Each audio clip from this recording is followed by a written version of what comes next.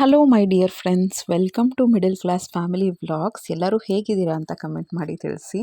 ಸ್ಟಾರ್ಟಿಂಗಲ್ಲೇ ಏನು ಬೂದ್ಗುಂಬಳಕಾಯಿ ತೋರಿಸ್ತಿದ್ದೀನಿ ಅಂದ್ಕೊಳ್ತಾ ಇದ್ದೀರಾ. ಇವತ್ತಿಂದ ಕರೆಕ್ಟಾಗಿ 21 ಡೇಸ್ ಚಾಲೆಂಜ್ ತೊಗೋತಾ ಇದ್ದೀನಿ ನಾನು. ಡೈಲಿ ಬೆಳಗ್ಗೆ ಹೊತ್ತು ಬೂದ್ಗುಂಬಳಕಾಯಿ ಜ್ಯೂಸನ್ನ ಕಂಪಲ್ಸರಿ ಕುಡಿಬೇಕು ಅಂತ. ನೋಡಿ, ನಾನು ಸ್ಟಾರ್ಟಿಂಗಲ್ಲೇ ಪ್ರೈಸ್ ತೋರಿಸಿದ್ನಲ್ಲ ಇದರದ್ದು ರೇಟ್ ಬಂದು ಇಷ್ಟಕ್ಕೆ ಬರೀ 31 ರೂಪಾಯಿ ಅಷ್ಟೇ. ಸೊ ಇದೇನು ಕಾಸ್ಟ್ಲಿ ಅಲ್ಲ. ಇದು ಆಲ್ಮೋಸ್ಟ್ ಒಂದು 5 ದಿನ 6 ದಿನ ಬರುತ್ತೆ. ನಾನು ನಮ್ಮ ಹಸ್ಬೆಂಡ್ ಇಬ್ಬರು ಕುಡಿದ್ರೆ 3 ದಿನ ಬರುತ್ತೆ. ಅವ್ರು ಒಂದಿನ ಬಿಟ್ಟು ಒಂದಿನ ಕುಡಿತೀನಿ ಅಂತ ಅಂದರು. ಸೊ ಈ ಥರ ಕುಡಿಯೋಕ್ಕೆ ಸ್ಟಾರ್ಟ್ ಮಾಡಿ 1 ದಿನ ಆಗಿದೆ. ತುಂಬ ಹೊಟ್ಟೆ ಕ್ಲಿಯರ್ ಆದಂಗೆ ಆಗುತ್ತೆ. ನೆಕ್ಸ್ಟ್ ಡೇ ಮಾರ್ನಿಂಗ್ ಅಂತೂ ನಿಮ್ಗೇನಾದರೂ ಇಂಡೈಜೆಷನ್, ಕಾನ್ಸ್ಟಿಪೇಷನ್ ಪ್ರಾಬ್ಲಮ್ ಆಗ್ತಿದೆ ಅಂದರೆ ಇದನ್ನು ಟ್ರೈ ಮಾಡಿ. ಜಸ್ಟ್ 21 ದಿನ ಕನ್ಸಿಸ್ಟೆಂಟಾಗಿ ನಾನೇ ಚಾಲೆಂಜ್ ಹಾಕ್ಕೊಂಡಿದ್ದೀನಿ, 1 ದಿನವೂ ಮಿಸ್ ಮಾಡಬಾರ್ದು ಅಂತ. ಇದು ನನ್ನ ಡಯಟ್ ಪ್ರೋಸೆಸ್ಗೋಸ್ಕರ. ಸೊ ಗೃಹ ಪ್ರವೇಶ ಡೇಟು ಆಲ್ಮೋಸ್ಟ್ ಫಿಕ್ಸ್ ಆಗ್ತಾಯಿದೆ. ಸೊ ನಾನು ಸ್ವಲ್ಪ ವೆಯ್ಟ್ ಲಾಸ್ ಬಗ್ಗೆ ತುಂಬ ಸೀರಿಯಸ್ ಆಗಿ ತೊಗೋಬೇಕು ಅಂತ ಅಂದ್ಕೊಂಡಿದ್ದೀನಿ. ಅದಕ್ಕೆ ತುಂಬ ಬೆನಿಫಿಟ್ ಆಗುವಂಥದ್ದು ಏನು ಅಂದರೆ ಬೂದುಗುಂಬಳಕಾಯಿ ಮತ್ತು ಸೋರೆಕಾಯಿ ಜ್ಯೂಸು ತುಂಬಾ ಒಳ್ಳೆಯದು. ಆಮೇಲೆ ಟೊಮ್ಯಾಟೊ ಜ್ಯೂಸು ಮಧ್ಯಾಹ್ನದ ಹೊತ್ತು ಸ್ಕೂಲ್ಗೆ ಒಂದು ಮಿಕ್ಸಿ ಮಾಡಿಕೊಂಡು, ಏನು ಶುಗರ್ ಹಾಕ್ಕೋಬಾರ್ದು. ನನ್ನ ಕೊಲೀಗಿಂದ ಕಲ್ತಿದ್ದಿದ್ದು ಟೊಮ್ಯಾಟೊನ ಯೂಶ್ವಲಿ ಜಾಮ್ ಟೊಮ್ಯಾಟೊ ತೊಗೊಂಡ್ರೆ ಚೆನ್ನಾಗಿರುತ್ತೆ. ಜಾಮ್ ಟೊಮ್ಯಾಟೊ ತೊಗೊಂಡು ಒಂದು ಚಿಟಿಕೆ ಉಪ್ಪು ಹಾಕ್ಕೊಂಡು ಮಿಕ್ಸಿ ಮಾಡ್ಕೋಬೇಕು. ಮಿಕ್ಸಿ ಮಾಡಿಕೊಂಡು ಒಂದು ಬಾಟ್ಲಲ್ಲಿ ತೊಗೊಂಬರ್ತಾರೆ ಅವ್ರು ಹೇಳೋದು ಸ್ಕಿನ್ ಗ್ಲೋ ಆಗುತ್ತೆ ಅಂತ. ಸೊ ಇದೆಲ್ಲ ನಮ್ಮ ಕಿಚನ್ನಲ್ಲಿ, ನಮ್ಮ ಫ್ರಿಜ್ಜಲ್ಲೇ ಸಿಗುವಂಥ ಎಲ್ಲ ವಸ್ತುಗಳಿಂದನೇ ಕಾಸ್ಮೆಟಿಕ್ಸ್ ಥರ ವರ್ಕ್ ಆಗ್ತಿರುತ್ತೆ. ನ್ಯಾಚುರಲಾಗಿ ನಾವು ಯಾವಾಗಲೂ ಅಷ್ಟೇ ಹೊರಗಡೆಯಿಂದ ಮೇಕಪ್ ಮಾಡೇ ಮಾಡ್ತೀವಿ, ಇಲ್ಲ ಅಂತ ಅಲ್ಲ, ಬಟ್ ಒಳಗಡೆಯಿಂದ ಒಂದು ನ್ಯಾಚುರಲ್ ಗ್ಲೋ ಬಂದರೆ ತುಂಬ ಚೆನ್ನಾಗಿರುತ್ತೆ. ಸೊ ನಾನು ತೋರಿಸ್ತೀನಿ ಡೈಲಿ ಹೇಗೆ ಕನ್ಸಿಸ್ಟೆಂಟಾಗಿ ಮಾಡ್ತಾಯಿದ್ದೀನಿ ಅಂತ. ನಿಮ್ಗೆ ಆಲ್ರೆಡಿ ಗೊತ್ತಿರುತ್ತೆ. ನಾನು ಏನಾದರೂ ಅಂದ್ಕೊಂಬಿಟ್ರಂತೂ ಅದು ಮಾಡಲೇಬೇಕು, ಯಾಕೆಂದರೆ ನನಗೆ ಒಂಥರ ಗಿಲ್ಟ್ ಕಾಡ್ತಾ ಇರುತ್ತೆ. ಆಮೇಲೆ ಒಂದು ಕಾನ್ಫಿಡೆನ್ಸ್ ಕಳ್ಕೊಂಬಿಡ್ತೀವಿ ನಾವು. ಅಂದ್ಕೊಳ್ಳೋಕೆ ಮೊದಲು 108 ಸತಿ ಯೋಚನೆ ಮಾಡಬೇಕು ನಮ್ಮ ಕೈಯಲ್ಲಿ ಆಗುತ್ತಾ ಅಂತ. ಅದಕ್ಕೆ ನಾನು ಜಸ್ಟ್ 21 ಡೇಸ್ ಚಾಲೆಂಜ್ ತೊಗೊಂಡಿದ್ದೀನಿ. 3 ಮಂತ್ಸು ಆ ಥರ ಎಲ್ಲ ಲಾಂಗ್ ಟರ್ಮ್ ಕಮಿಟ್ಮೆಂಟ್ ನೋಡೋಣ. 21 ಡೇಸ್ ಕರೆಕ್ಟಾಗಿ ಮಾಡಿದ್ರೆ ಮತ್ತೆ ಅದನ್ನು ಕಂಟಿನ್ಯೂ ಮಾಡ್ತೀನಿ. ಇದಕ್ಕೆ ಅಂತ ಅಲ್ಲ, ಇದನ್ನು ಒಂದು ಫಾಲೋ ಮಾಡ್ತಾಯಿದ್ರೆ ತುಂಬ ಒಳ್ಳೆಯದು. ಡೈಲಿ ತೊಗೊಂಡ್ರು ಏನೂ ಆಗೋಲ್ಲ ಫ್ರೆಂಡ್ಸ್, ಏನು ತಲೆ ಕೆಡಿಸ್ಕೊಳಕ್ಕೆ ಹೋಗ್ಬಿಡಿ. ಇದು ನ್ಯಾಚುರಲ್ಲು, ಆಯಿತಾ, ತುಂಬಾ ಒಳ್ಳೆಯದು. ನನಗಂತೂ ಆ ರಿಸಲ್ಟ್ ಅನ್ನೋದು ಹೊಟ್ಟೆ ಎಷ್ಟು ಕ್ಲೀನ್ ಆಗುತ್ತೆ ಅಂದರೆ ತುಂಬ ಖುಷಿಯಾಗೋಯಿತು. ಸೊ ಡೈಲಿ ಬೂದುಗುಂಬಳಕಾಯಿ ಜ್ಯೂಸನ್ನ ಈಸಿ, ನಾನು ಅದಕ್ಕೇ ತುಂಬ ಕ್ಲಿಯರಾಗೆ ತೋರಿಸಿದ್ದೀನಿ. ಕೆಲವ್ರಿಗೆ ಸಿಪ್ಪೆ ತೆಗಿಯೋದು ಕಷ್ಟ ಆಗುತ್ತೆ, ಅದು ಏನು ಅನಿಸಿಲ್ಲ ನನಗೆ. ನೋಡಿ ಎಷ್ಟು ಬ್ಯುಸಿಯಾಗಿರ್ತೀನಿ ನಾನು ಅಂತ ಗೊತ್ತು ನಿಮಗೆ, ಬಟ್ ನಾನೇ ಟ್ರೈ ಮಾಡ್ತಿದ್ದೀನಿ ಅಂದರೆ ನೀವು ಆರಾಮಾಗಿ ಟ್ರೈ ಮಾಡ್ಬೋದು. ಹೆಲ್ತ್ಗೂ ತುಂಬ ಒಳ್ಳೆಯದು. ಟೊಮ್ಯಾಟೊ ಜ್ಯೂಸ್ ಹೇಗೆ ಮಾಡ್ತೀನಿ ಅಂತ ಮುಂದಿನ ಬ್ಲಾಗಲ್ಲಿ ತೋರಿಸ್ತೀನಿ. ಸೊ ಈ ಜ್ಯೂಸ್ ಮಾಡೋಕ್ಕೆ ಸ್ವಲ್ಪ ಉಪ್ಪನ್ನ ಯೂಸ್ ಮಾಡ್ತಾಯಿದ್ದೀನಿ. ಜಸ್ಟ್ ಒಂದು ಚಿಟಿಕೆ ಉಪ್ಪಷ್ಟೇ ಹಾಕ್ಕೋಬೇಕು. ಅದೇ ಹಾಗೆ ಕುಡಿದ್ರೆ ತುಂಬ ಬ್ಲ್ಯಾಂಡ್ ಟೇಸ್ಟು, ಅದಕ್ಕೆ ಯಾವ ಟೇಸ್ಟೂ ಇಲ್ಲ. ಸೊ ಅದಕ್ಕೆ ಸ್ವಲ್ಪ ಟೇಸ್ಟಿಯಾಗಿರಲಿ ಅಂತ ಒಂದು ಚಿಟಿಕೆ ಹಾಕ್ಕೊಂಡು ಮಿಕ್ಸಿ ಮಾಡ್ಕೊಂಬಿಟ್ರಂತೂ ತುಂಬಾ ಚೆನ್ನಾಗಿರುತ್ತೆ. ಪ್ಲೀಸ್ ಟ್ರೈ ಮಾಡಿ, ಆಯಿತಾ.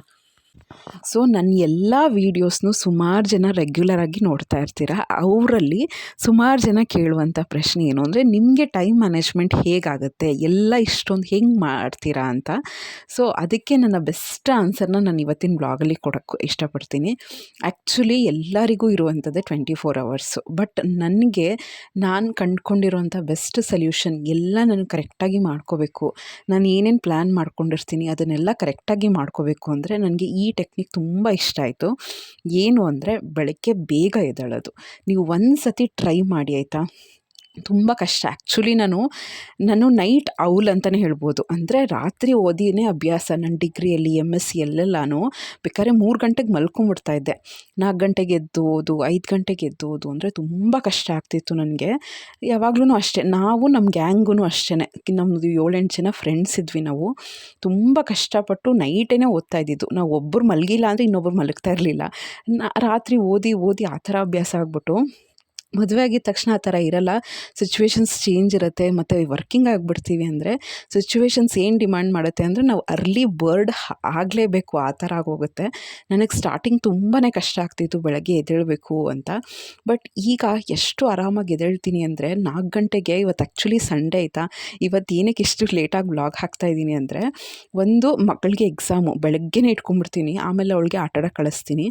ಸೊ ಬೆಳಗ್ಗೆನೇ ಇಟ್ಕೊಂಡು ಓದಿಸ್ತಾ ಇದ್ದೆ. ನಾನು ಇವತ್ತಿನ ಸ್ವಲ್ಪ ಲೇಟಾಗಿ ಅದಕ್ಕೇ ವ್ಲಾಗು ಎಡಿಟ್ ಮಾಡಿ ವಾಯ್ಸ್ ಓವರ್ ಕೊಡ್ತಾ ಇರೋದು. ಇವತ್ತೂ ಬೇಡ ಅಂದ್ರೂ 4 ಗಂಟೆಗೆ ಎದ್ದಿದ್ದೀನಿ. ಬೇಗ ಎಲ್ಲ ಕೆಲಸ ಮುಗಿಸ್ಕೊಂಬಿಟ್ಟೆ. ಆಮೇಲೆ ಮಂಡೇ ಮಾರ್ಚ್ 24 ನಮ್ಮ ವೆಡ್ಡಿಂಗ್ ಆ್ಯನಿವರ್ಸರಿ ಬೇರೆ. ಸೊ ಅದಕ್ಕೆ ಸ್ವಲ್ಪ ಪ್ಲ್ಯಾನ್ಸ್ ಎಲ್ಲ ಮಾಡ್ತಿದ್ದೆ. ಟು ಬಿ ಫ್ರ್ಯಾಂಕ್ ಏನೂ ಇಲ್ಲ, ಏನೂ ಪ್ಲ್ಯಾನ್ಸ್ ಎಲ್ಲ ಏನೂ ಇಲ್ಲ. ನಾವು ಆ್ಯಕ್ಚುಲಿ ಪ್ರೀಪೋನ್ ಮಾಡ್ಕೋತಾ ಇದ್ದೀವಿ ನಮ್ಮ ಸೆಲೆಬ್ರೇಷನ್ನ. ಸಂಡೇನೇ ಸೆಲೆಬ್ರೇಟ್ ಮಾಡ್ಕೊಂಡ್ಬಿಡ್ತಾ ಇದ್ದೀವಿ. ಏನಕ್ಕೆ ಅಂದರೆ ಮಂಡೇ ನಾನು ಬ್ಯುಸಿ, ಅವರು ಬ್ಯುಸಿ. ಅವರು ಬೆಳಗ್ಗೆ ಸೈಟ್ ಹತ್ರ ಹೋಗ್ತಾರೆ, ನಾನು ಕೆಲ್ಸಕ್ಕೆ ಹೋಗ್ತೀನಿ. ನಾನು ಮನೆಗೆ ಬರೋ ಅಷ್ಟರಲ್ಲೇ ಅವ್ರು ಸೆಕೆಂಡ್ ಶಿಫ್ಟ್ ಕೆಲ್ಸಕ್ಕೆ ಹೋಗಿರ್ತಾರೆ. ಸೊ ಆ ಥರ ಆಗೋಗುತ್ತೆ ಲೈಫ್. ಏನೂ ಮಾಡೋಕ್ಕಾಗಲ್ಲ. ಈ ಥರ ಸ್ಪೆಷಲ್ ಡೇನ ತುಂಬ ಸ್ಪೆಷಲ್ಲಾಗೇ ಮಾಡ್ಕೋಬೇಕು ಅಂತ ಏನಿಲ್ಲ. ಅದನ್ನು ಪ್ರೀಪೋನ್ ಮಾಡ್ಕೊಳ್ಳಿ, ಅದನ್ನು ಪೋಸ್ಟ್ಪೋನ್ ಮಾಡ್ಕೊಳ್ಳಿ. ಒಟ್ಟಿನಲ್ಲಿ ಖುಷಿಯಾಗಿ ಸೆಲೆಬ್ರೇಷನ್ ಅನ್ನೋದು ಮಾಡ್ತಾ ಇರಬೇಕು. ಸೊ ನಮ್ಮ ಸೆಲೆಬ್ರೇಷನ್ ಬಂದು ಸಂಡೇನೇ ಆಗೋಗುತ್ತೆ. ಆ ಥರ ಪ್ಲ್ಯಾನ್ ಮಾಡಿಕೊಂಡು life is all about compromise. ಯಾವ ರೀತಿ ನಾವು ಸಿಚುವೇಶನ್ನ ಖುಷಿಯಾಗಿ ತೊಗೋತೀವಿ ಅಂತ. ಬೇಜಾರು ಮಾಡಿಕೊಂಡು ಅಯ್ಯೋ ನಾನು ಬ್ಯುಸಿ, ಅವರು ಬ್ಯುಸಿ ಅಂತ ಬೇಜಾರು ಮಾಡ್ಕೊಂಡು ಕೂತ್ಕೊಳ್ಳೋ ಬದಲು ಈ ರೀತಿ ಒಂಥರ ಏನಾದರೂ ಎಂಜಾಯ್ಮೆಂಟ್ ಮಾಡಿಕೊಂಡು ಸೆಲೆಬ್ರೇಷನ್ ಮಾಡ್ಕೊಂಬಿಡ್ತೀವಿ. ನಮಗೆ ಏನೋ ತುಂಬ ಸ್ಪೆಷಲಾಗಿ ಮಾಡ್ಕೋಬೇಕು ಅಂತ ಏನಿಲ್ಲ. ಬಟ್ ನನಗೆ ಪರ್ಸ್ನಲಿ ನನಗೆ ಖುಷಿ ಇದೆ. ಏನಂದರೆ ನಮ್ಮದು ಮದುವೆ ಆಗಿ 14 ಇಯರ್ಸ್ ಕಂಪ್ಲೀಟ್ ಆಯಿತು.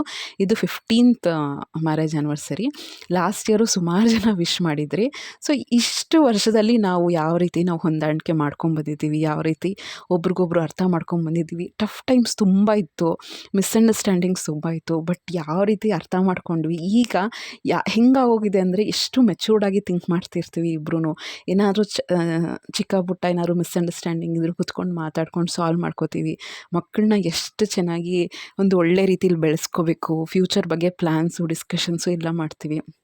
ಸೊ ನಾವು ಅನ್ಕೋತೀವಿ ಮದುವೆ ಆದ ಸ್ಟಾರ್ಟಿಂಗೇನೆ ಎಲ್ಲರೂ ಪರ್ಫೆಕ್ಟ್ ಕಪಲ್ಸು, ಬೆಸ್ಟ್ ಕಪಲ್ಸ್ ಅಂತ ಯಾರೂ ಇರಲ್ಲ. ಬಟ್ ಹೋಗ್ತಾನೆ ಒಬ್ರನ್ನೊಬ್ರು ಈಗಲೂ ಅಷ್ಟೇ. ನನಗೆ ಅವ್ರ ಬಗ್ಗೆ ಕಂಪ್ಲೀಟಾಗಿ ಗೊತ್ತು ಅಂತ ಹೇಳೋಕ್ಕಾಗಲ್ಲ, ನನ್ನ ಬಗ್ಗೆ ಅವ್ರಿಗೆ ಕಂಪ್ಲೀಟಾಗಿ ಗೊತ್ತು ಅಂತ ಹೇಳೋಕ್ಕೆ ಬರಲ್ಲ. ಇಯರ್ಸ್ ಪಾಸ್ ಆಗ್ತಾ ಬಗ್ಗೆ ಇನ್ನೊಬ್ರಿಗೆ ತುಂಬ ಚೆನ್ನಾಗಿ ಗೊತ್ತಾಗುತ್ತೆ. ಆಮೇಲೆ ಅದೂ ಅಷ್ಟೇ. ಈಗ ಟ್ರೂ ಲವ್ ಅಂದ್ರೇ ಅದು.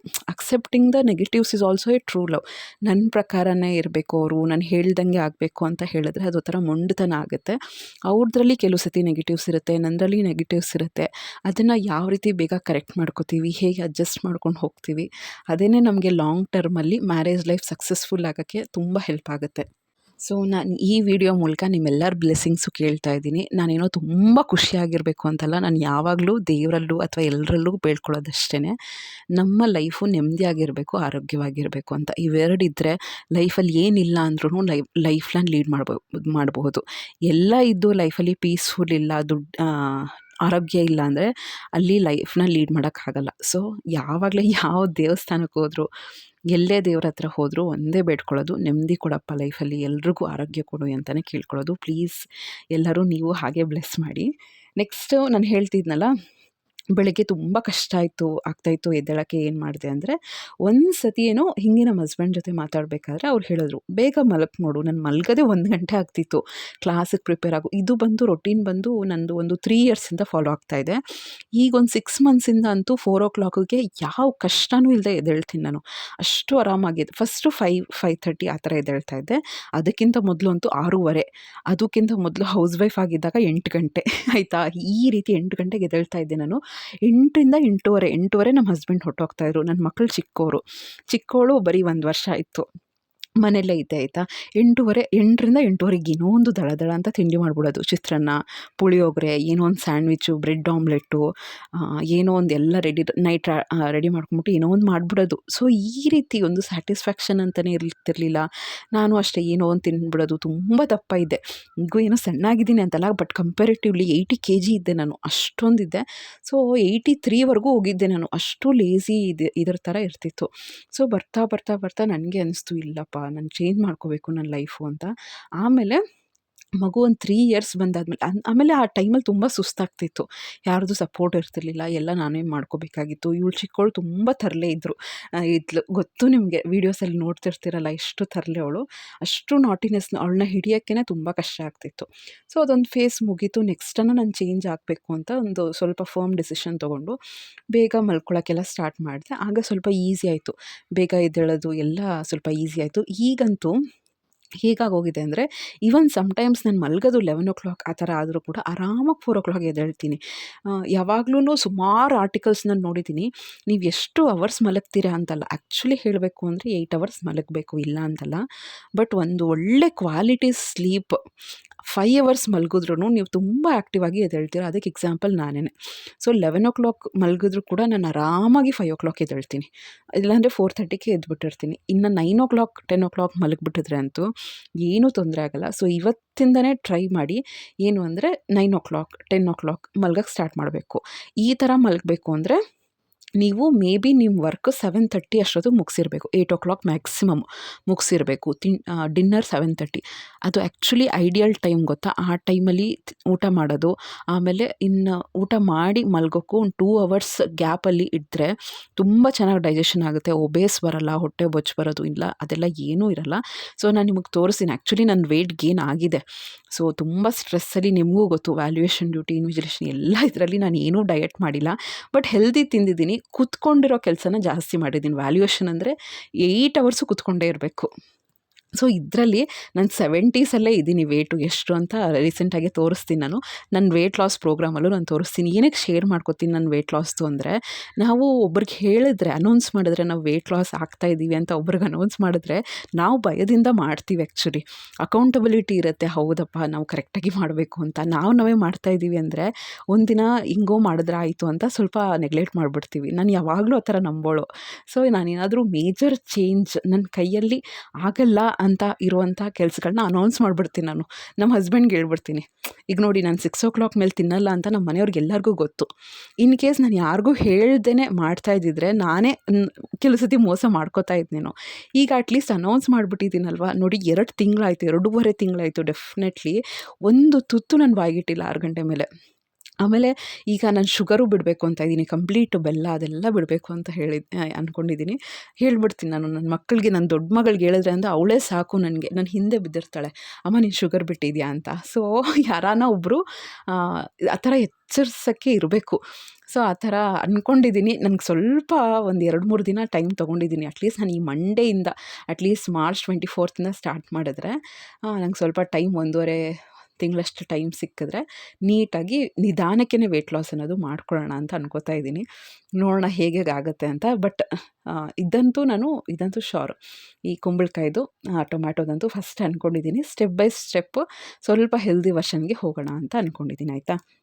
ಏನು ಬೆನಿಫಿಟ್ಸು ಅಂದರೆ, ಬೆಳಗ್ಗೆ ಎದ್ದೇಳೋದ್ರಿಂದ ನೀವು ನೋಡಿ, ಒಂದಿನ ಬೇಕಾದ್ರೆ 5 ಗಂಟೆಗೆ ಎದ್ದು ನೋಡಿ, ಎಷ್ಟು ಪ್ರೊಡಕ್ಟಿವ್ ಆಗಿರ್ತೀವಿ ಅಂದರೆ, ನಾವು ಏನು ಅಂದ್ಕೊಂಡಿದ್ದೀವಿ ಅದನ್ನು ಕರೆಕ್ಟಾಗಿ ಮಾಡ್ತಾ ಇರ್ತೀವಿ. ಒಂದಿನ ಒಂದು 24 ಅವರ್ಸ್ ಇದೆ ಅಂದರೆ 8 ಅವರ್ಸ್ ನಿದ್ದೆಗೆ ಬಿಟ್ಟರೂ ಕೂಡ ಒಂದು 16 ಅವರ್ಸ್ ಇದೆ ಅಂದರೆ ಅದನ್ನು ಕರೆಕ್ಟಾಗಿ ನಾವು ಯೂಟಿಲೈಸ್ ಮಾಡ್ಕೋಬೇಕು. ಇನ್ ಕೇಸ್ ನಾವು ವರ್ಕಿಂಗ್ ಇದ್ದೀವಿ ಅಂದರೆ ಇನ್ನೂ 8 ಅವರ್ಸ್ 9 ಅವರ್ಸ್ ನಾವು ವರ್ಕಿಂಗೇ ಆಗುತ್ತೆ. ಟ್ರಾವೆಲಿಂಗು ಅಂದರೂ 10 ಅವರು ನಾವು ವರ್ಕಿಂಗು, ಟ್ರಾವೆಲಿಂಗು, ಜರ್ನಿ ಇದೇ ಆಗೋಗುತ್ತೆ. ಸೊ ಕರೆಕ್ಟಾಗಿ ಇನ್ನು 6 ಅವರ್ಸು ನಾವು ಕರೆಕ್ಟಾಗಿ ಯೂಟಿಲೈಸ್ ಮಾಡ್ಕೋಬೇಕು. ಪ್ರೊಡಕ್ಟಿವ್ ಆಗಿದ್ರೇ ಮಾತ್ರ ನಾವು ಕರೆಕ್ಟಾಗಿ ಲೇಡೀಸು ಮನೆ ಮ್ಯಾನೇಜ್ ಮಾಡ್ಕೊಳ್ಳೋಕೆ ಸಾಧ್ಯ. ಇಲ್ಲಾಂದರೆ ತುಂಬ ಕಷ್ಟ ಆಗುತ್ತೆ. ಪ್ರತಿಯೊಂದೂ ಎಲ್ಲ ಪೋಸ್ಟ್ಪೋನ್ ಮಾಡಿಕೊಂಡು ಒಂದೇ ಸತಿ ಬರ್ಡನ್ ಮಾಡಿಕೊಂಡು, ನೋಡಿ ಬೆಳಗ್ಗೆಯಿಂದ ಪಾತ್ರೆಗಳನ್ನ ಒಂದೇ ಗುಡ್ಡೆ ಹಾಕ್ಕೊಂಡು ಪಾತ್ರೆ ತೊಳ್ಕೊಳ್ಳೋದು, ಇದೆಲ್ಲ ನಮಗೂ ಬರ್ಡನ್ನು. ಒಂದು ಮೂಮೆಂಟಿಗೆ ಸ್ಯಾಚುರೇಷನ್ ಥರ ಆಗೋಗುತ್ತೆ. ಆಮೇಲೆ ನೆಕ್ಸ್ಟ್ ಮೆಂಟಲ್ ವೆಲ್ಬೀಯಿಂಗ್ ಅಂತ ಹೇಳ್ತೀರಿ. ಕಾಮಾಗಿರಬೇಕು, ಪೀಸ್ಫುಲ್ಲಾಗಿರಬೇಕು ಅಂದರೆ ನಾವು ನಿಧಾನಕ್ಕೆ ಕೆಲಸಗಳನ್ನ ಮಾಡ್ಕೋತಾ ಇರಬೇಕು. ನಾವು ಬೆಳಗ್ಗೆ ಹೊತ್ತು ನೀವೇ ಯೋಚನೆ ಮಾಡ್ಕೊಳ್ಳಿ, ಎಷ್ಟು ರಶ್ ಮೂಮೆಂಟ್, ಅದು ತುಂಬ ಕಷ್ಟ ಆಗ್ತಿರುತ್ತೆ. ಒಂದಾದ್ಮೇಲೆ ಒಂದು ಟೈಮ್ ಇಲ್ಲ ಅಂದರೆ ಎಷ್ಟು ಕಷ್ಟ ಆಗುತ್ತೆ. ಎದ್ದು ಆ್ಯಕ್ಚುಲಿ ಒಂದು 1/4 ಗಂಟೆ ಏನೂ ಮಾಡೋಕ್ಕೆ ಹೋಗಬಾರ್ದು. ನಾವು ನೀರು ಕುಡಿಬೇಕು, ಬ್ರಷ್ ಮಾಡಬೇಕು, ಸುಮ್ಮನೆ ಆರಾಮಾಗಿ ಕೂತಿರಬೇಕು, ನಮ್ಮ ಬಗ್ಗೆ ನಾವು ಯೋಚನೆ ಮಾಡ್ಕೋಬೇಕು, ಬ್ರೀತಿಂಗ್ ಮೇಲೆ ಕಾನ್ಸಂಟ್ರೇಷನ್ ಮಾಡಬೇಕು, ವಾಕಿಂಗ್ ಮಾಡಬೇಕು. ಸೊ ಒಂದು 3/4 ಗಂಟೆ 1 ಅವರ್ ನಮಗೆ ಬೇಕಾಗುತ್ತೆ. ಇದನ್ನೆಲ್ಲ ಮಾಡೋಕ್ಕಾಗಲ್ಲ. ಸೊ ಲೇಟಾಗಿ ಎದ್ದಿದ್ದೀವಿ ಅಂದರೆ ಅದು ಮೆಂಟಲ್ ವೆಲ್ಬೀಯಿಂಗ್ ಅಂದರೆ ಒಳ್ಳೆಯದಲ್ಲ, ಪೀಸ್ಫುಲಿ ಇರೋಕ್ಕೆ ಆಗಲ್ಲ. ನೆಕ್ಸ್ಟು ನಾವು ಯಾವಾಗ ಬೇಗ ಎದ್ದೇಳಬೇಕು, ಒಂದು ಫಿಕ್ಸ್ಡ್ ಟೈಮ್ ಅಂತ ಇಟ್ಕೋತೀವಿ, ನಮ್ಮದು ಕ್ವಾಲಿಟಿ ಆಫ್ ಸ್ಲೀಪು ಇಂಪ್ರೂವ್ ಆಗುತ್ತೆ. ನಮ್ಮ ಬಾಡಿ ಗೊತ್ತಾಗುತ್ತೆ, ಓಕೆ ಈ ಬಾಡಿ ಇಷ್ಟು ಗಂಟೆಗೆ ಮಲ್ಕೊಳ್ಳುತ್ತೆ, ಇಷ್ಟು ಗಂಟೆಗೆ ಎದ್ದೇಳುತ್ತೆ ಅಂತ. ಸೊ ಬಾಡಿ ಬಯಾಲಜಿಕಲ್ ಕ್ಲಾಕು ಅದ್ರ ಪ್ರಕಾರನೇ ಅಡ್ಜಸ್ಟ್ ಆಗೋಗುತ್ತೆ. ಸೊ ನಾನೀಗ ಆ್ಯಕ್ಚುಲಿ ಇವತ್ತು ಸಂಡೇ ಅಲ್ವಾ, ಅಟ್ಲೀಸ್ಟ್ ಒಂದು 6ಗೆ ಎದ್ದೇಳೋಣ ಅಂತ ಅನ್ಕೋತಾ ಇದ್ದೆ. ಬಟ್ ನನ್ನ ಬಾಡಿ ಹೆಂಗೆ ಅಡ್ಜಸ್ಟ್ ಆಗೋಗಿದೆ, ಇಲ್ಲ ಎದ್ದು ಬಿಡ್ತೀವಿ ನಾವು. ಸೊ ಆ ರೀತಿ ಆಗೋಗಿರುತ್ತೆ ಬಯಾಲಜಿಕಲ್ ಕ್ಲಾಕು. ನಾವು ಹೆಂಗೆ ನಮ್ಮ ಬಾಡಿನ ಟ್ರೈನ್ ಮಾಡುತ್ತೋ ಆ ರೀತಿ ಅಡ್ಜಸ್ಟ್ಕೊಂಡು ಮಾಡ್ಕೊಂಡು ಹೋಗ್ತಾ ಇರುತ್ತೆ. ನೆಕ್ಸ್ಟು ಟೈಮ್ ಅನ್ನೋದು ತುಂಬ ಸಿಗುತ್ತೆ. ಅದು ನಮ್ಗೆ ಎಷ್ಟು ಜಂಜಾಟ ಅಂದರೆ ನಮ್ಮ ಲೈಫಲ್ಲಿ ನಾವೇ ಇರಲ್ಲ ಅಂತ ನಾನು ಎಷ್ಟು ಸತಿ ಹೇಳ್ತಾ ಇರ್ತೀನಿ. ನಮಗೆ ಸರಿಯಾಗಿ ಬಿಸಿನೀರು ಕುಡಿಯೋಕ್ಕೆ ಟೈಮ್ ಇರಲ್ಲ, ಡಿಟಾಕ್ಸ್ ಡ್ರಿಂಕ್ಸ್ ಮಾಡ್ಕೊಳ್ಳೋಕೆ ಟೈಮ್ ಇರಲ್ಲ. ಈಗ ನೋಡಿ ನಾನು ಬೂದುಗುಂಬಳಕಾಯಿ ಏನಕ್ಕೆ ಮಾಡ್ಕೊಳ್ಳೋಕ್ಕಾಯ್ತು ಅಂದರೆ 4 ಗಂಟೆಗೆ ಗೆದ್ದಿದ್ದೆ. ಫಸ್ಟ್ ನಾನು ರಂಗೋಲಿ ಹಾಕಕ್ಕೆ ಹೋಗಲಿಲ್ಲ, ಬೂದುಗುಂಬಳಕಾಯಿ ಜ್ಯೂಸ್ ಕುಡಿದು ವಾಕಿಂಗ್ ಹೋಗಿದ್ದೆ ಆಯಿತಾ. ಸೊ ನನಗೆ ಪರ್ಸ್ನಲಿ ವಾಕಿಂಗ್ ಟೈಮಲ್ಲಿ ಮೊಬೈಲ್ ಇಟ್ಕೊಳ್ಳೋಕ್ಕೂ ಇಷ್ಟ ಆಗಲ್ಲ, ಒಂಥರ ಹಿಂಸೆ ಥರ ಆಗ್ತಿರುತ್ತೆ. ನಾನು ಅದಕ್ಕೆ ಶೂಟ್ ಮಾಡೋಕ್ಕೆ ಹೋಗಲಿಲ್ಲ. ಯಾವಾಗನ ತೋರಿಸ್ತೀನಿ. ಮನೆ ಮುಂದೆನೇ ಸುಮಾರು ಜಾಗ ಇದೆ, ತುಂಬ ಸೇಫು. 4 ಗಂಟೆಗೆ ಸ್ಟ್ರೀಟ್ ಲೈಟ್ಸು ಇರುತ್ತೆ, ಆರಾಮಾಗಿ ವಾಕಿಂಗ್ ಮಾಡ್ಕೋತೀನಿ. ಕೆಲವು ಸತಿ ನಮ್ಮ ನೇಬರ್ಸು ಸಿಗ್ತಾರೆ, ಜೊತೆಗೆ ವಾಕಿಂಗ್ ಮಾಡ್ಕೊಂಬಿಡ್ತೀನಿ ಆಯಿತಾ. ಸೊ ಆ ರೀತಿ ನಮಗೆ ಟೈಮ್ ಅನ್ನೋದು ತುಂಬ ಚೆನ್ನಾಗಿ ಸಿಗುತ್ತೆ ಬೆಳಗ್ಗೆ ಹೊತ್ತು ಎದ್ಬಿಟ್ರೆ. ಆಮೇಲೆ ಇನ್ನೊಂದೇನು ಗೊತ್ತಾ, ನಾವು ಆ್ಯಕ್ಟಿವ್ ಆಗಿರಬೇಕು ಅಂದ್ರೇ ಬೆಳಗ್ಗೆ ಎದ್ದೇಳಬೇಕು. 10 ಗಂಟೆಗೆ ಎದ್ದು ನೋಡಿ, 5 ಗಂಟೆಗೆ 4 ಗಂಟೆಗೆ ಎದ್ದು ನೋಡಿ, ನಿಮ್ಮ ಬಾಡಿ ಎಷ್ಟು ಆ್ಯಕ್ಟಿವ್ ಆಗಿರುತ್ತೆ ಅಂತ ನಿಮಗೆ ಗೊತ್ತಾಗಿರುತ್ತೆ. ಇನ್ನೊಂದು, ನೀವೇ ಚಾಲೆಂಜ್ ತೊಗೊಳ್ಳಿ. ನಾನು ಸ್ಟ್ರಾಂಗ್ ಮೈಂಡೆಡ್ಡಾ, ನಾನು ಏನಾದ್ರು ಅಂದ್ಕೊಂಡ್ರೆ ಅದನ್ನು ಸಾಧಿಸ್ತೀನ. ಸ್ಟ್ರಾಂಗ್ ಮೈಂಡ್ ಆಗಿದ್ದರೆ ಮಾತ್ರ ನಾವು ಬೆಳಗ್ಗೆ ಎದ್ದೇಳಕ್ಕೆ ಸಾಧ್ಯ, ಅದಂತೂ ನಿಜ ಆಯಿತಾ. ಏನೇ ಒಂದು ಸಣ್ಣ ವಿಷಯ, ನಾನು 8 ಗ್ಲಾಸ್ ನೀರು ಕುಡಿಬೇಕು ಅಂದರೆ ಸ್ಟ್ರಾಂಗಾಗಿ ಅಂದ್ಕೋಬೇಕು. ನನ್ನ ವಿಲ್ ಪವರ್ ಎಷ್ಟು, ಚಿಕ್ಕ ಪುಟ್ಟ ವಿಷಯ ಇರ್ಬೋದು, ಬಟ್ ಇದು ನಮ್ಮ ಲೈಫಲ್ಲಿ ಕಾನ್ಫಿಡೆನ್ಸ್ ಎಷ್ಟು ಬೂಸ್ಟ್ ಮಾಡುತ್ತೆ ಅಂದರೆ, ಹೌದು ನಾನು ಸ್ಟ್ರಾಂಗು, ನಾನು ಎದ್ದೇಳ್ತೀನಿ. ಸ್ಟ್ರಾಂಗಾಗಿ ಅಂದ್ಕೊಳ್ಳಿ. ನೀವು ಯಾವ್ದಾನ ವಿಷಯಗಳನ್ನ ಅನ್ಕೋಬೇಕಷ್ಟೇ ಸ್ಟ್ರಾಂಗಾಗಿ, ಡೆಫಿನೆಟ್ಲಿ ಮಾಡೇ ಮಾಡ್ತೀರಾ. ಆಮೇಲೆ ನಾವು ಮ್ಯಾರೇಜ್ ಆಗಿದ ತಕ್ಷಣ ಅಥವಾ ಬಿಫೋರ್ ಮ್ಯಾರೇಜೇ ಏನು ಮೇಜರ್ ನಮ್ಮದು ಬ್ಲೇಮ್ ಅಂದರೆ, ಯಾರು ನೈಟ್ ಹೊತ್ತು ತುಂಬ ಎದ್ದಿರ್ತಾರೆ ಅಂತ ಚಾಲೆಂಜ್ ಯಾರೂ ಇಡಲ್ಲ, ಯಾರೂ ಏನೂ ಅನ್ನಲ್ಲ. ಬಟ್ ಬೆಳಗ್ಗೆ ಎದ್ದೇಳಿಲ್ಲ ಅಂದರೆ ಎಲ್ಲರೂ ಬ್ಲೇಮ್ ಮಾಡ್ತಾರೆ. ಈವನ್ ಇನ್ಲಾಸ್ ಮನೇಲಿರ್ಬೋದು, ಅಮ್ಮನ ಮನೇಲಿರ್ಬೋದು, ಬೆಳಗ್ಗೆ ಬೇಗ ಎದ್ದೇಳಲ್ಲ ನೀನು, ಫ್ರೆಶ್ ಅಪ್ ಆಗಲ್ಲ, ಈ ಥರನೇ ಬ್ಲೇಮ್ಸ್ ಇರುತ್ತೆ. ಸೊ ಹಸ್ಬೆಂಡು ಅನ್ಬೋದು ಬೇಗ ಎದ್ದೇಳಲ್ಲ ನೀನು ಅಂತ. ಸೊ ಅದಕ್ಕೇ ಆ ಆರೋಪ ತಗೊಳ್ಳೋ ಬದಲು ಬೆಸ್ಟು, ಒಬ್ಬರು ಒಂದು ಏಜ್ ಆದಮೇಲೆ ಒಬ್ಬರ ಹತ್ರ ಅನ್ನಿಸ್ಕೊಳ್ಳೋಕ್ಕೆ ತುಂಬ ಕಷ್ಟ ಆಗುತ್ತೆ. ಇಷ್ಟೆಲ್ಲ ಮಾಡಿನೂ ಅನ್ನಿಸ್ಕೋಬೇಕು ಅಂದರೆ ಇನ್ನೂ ಕಷ್ಟ ಆಗುತ್ತೆ. ಅದಕ್ಕೇ ನಮ್ದೇನು ಏನು ಅದೊಂದು ಚಿಕ್ಕ ಚೇಂಜ್ ಮಾಡಿಕೊಂಡ್ರೆ ಆಗುತ್ತೆ. ಅದು ಅವ್ರ ಬೆನಿಫಿಟ್ಗೋಸ್ಕರ ಅಲ್ಲ, ಅವ್ರು ಅಂತಾರೆ ಅಂತಲ್ಲ, ಆ ಚೇಂಜ್ ಮಾಡ್ಕೊಳ್ಳೋದ್ರಿಂದ ನಮಗೆ ತುಂಬ ಬೆನಿಫಿಟ್ ಆಗುತ್ತೆ. ಸೊ ಇಷ್ಟೊಂದು ಬೆನಿಫಿಟ್ಸ್ ಹೇಳ್ತಾ ಇದ್ದೀನಲ್ಲ, ಸೊ ಇಷ್ಟೆಲ್ಲನೂ ಬೆನಿಫಿಟ್ಸು ಪ್ರತಿದಿನವೂ ಆಗ್ತಾ ಇರುತ್ತೆ ನಿಮಗೆ. ಸೊ ಇವತ್ತು ಬೇಬಿಕಾರ್ನ್ ಇತ್ತು. ಸೊ ನನ್ನ ಮಕ್ಕಳದು ಬೇಡಿಕೆ ಬೇಬಿಕಾರ್ನ್ ಫಿಂಗರ್ಸ್ ಮಾಡಿಕೊಡು ಅಂತ. ಆ್ಯಸ್ ಯೂಶುವಲ್ ನಾನು ಗೋಬಿ ಮಂಚೂರಿ ಹೆಂಗೆ ಮಾಡಿದ್ನೋ ಹಾಗೆ ಮಾಡಿದ್ದೀನಿ. ಮೈದಾ ತಂದಿದ್ನಲ್ಲ, ಸ್ವಲ್ಪನೇ ತಂದಿದ್ದೆ ಆಯಿತಾ, ಅದು ಇನ್ನು ಸ್ವಲ್ಪ ಮಿಕ್ಕೋಗಿತ್ತು, ಖಾಲಿ ಮಾಡೋಣ ಅಂತ ಮೈದಾ, ಕಾರ್ನ್ಫ್ಲೋರು, ಶುಂಠಿ ಬೆಳ್ಳುಳ್ಳಿ ಪೇಸ್ಟು, ಗರಂ ಮಸಾಲ, ಬಿರಿಯಾನಿ ಮಸಾಲ, ಉಪ್ಪು, ಖಾರದ ಪುಡಿ ಇಷ್ಟನ್ನೇ ಹಾಕಿ ಮಿಕ್ಸ್ ಮಾಡಿ ಒಂದು 5 ನಿಮಿಷದ ಕೆಲಸ ಅಷ್ಟೇ ಆಯಿತಾ. ಅದಕ್ಕೆ ಬೇಬಿಕಾರ್ನ ತುಂಬ ಎಳೆದಿದೆ ಅಂದರೆ 2 ಭಾಗ ಮಾಡಿ, ಬಲ್ತಿದೆ ಅಂದರೆ 4 ಭಾಗ ಮಾಡಿಕೊಂಡು ಅದರಲ್ಲಿ ಡಿಪ್ ಮಾಡಿ ಕರಿಯುವಂಥದ್ದು ತುಂಬ ಚೆನ್ನಾಗಿರುತ್ತೆ. ಸೊ ನೋಡಿ ಇಷ್ಟೆಲ್ಲ ಮಾಡ್ತೀನಿ, ನಾನು ಒಂದೂ ತಿನ್ನಲ್ಲ.